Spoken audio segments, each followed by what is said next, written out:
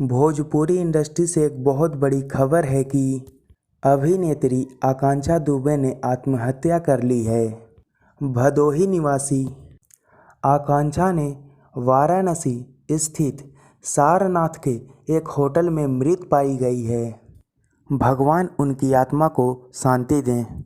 दोस्तों, आकांक्षा दुबे ने वीरों के वीर और कसम पैदा करने वाले की 2 जैसी हिट फिल्मों में काम किया था।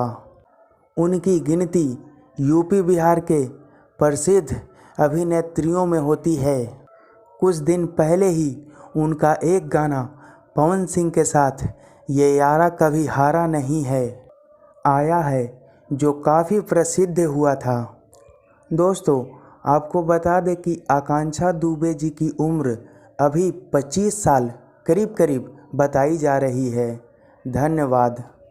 Care yourself.